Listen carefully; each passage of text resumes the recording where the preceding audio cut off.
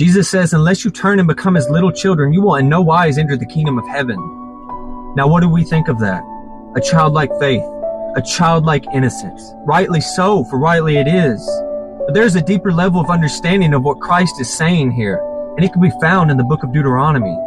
They bring an evil report back from spying out the land, and they dishearten the hearts of the children of Israel. And they murmur against the Lord, saying, have you brought us to this land to destroy us and our little ones? And the Lord says, this evil generation shall not inherit the land that I promised their fathers.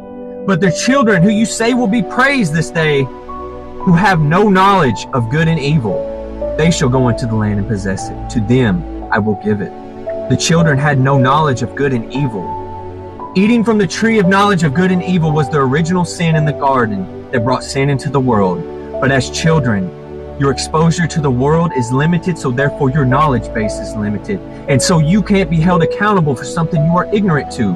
And the children are ignorant to the evils in the world because they have not been subjected to the fullness of that. And so this is what Christ is saying. We must revert back to a childlike innocence where we know good and evil, that we choose to choose the good and not the evil. In Deuteronomy, it also says, choose this day the good and not the evil. And so we must ask ourselves this, because Jesus also says, be wise as serpents and harmless as doves.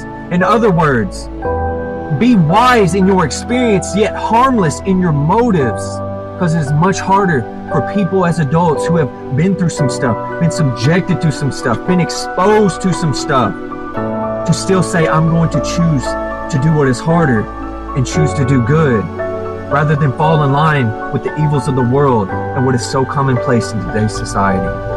And so this day, let us choose to remain a childlike faith and enthusiasm, to not dishearten the hearts of our brethren and sisters, but to strengthen them, to bring a good report of the good news of Yeshua the Messiah and the salvation that comes through his name and the promise of heaven that has been given to us.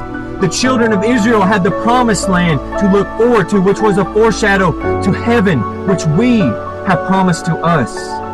So let us keep in step with the Spirit and choose to do good always, maintaining a childlike faith and innocence in our wisdom, in our experience, in our knowledge base, to always choose the good.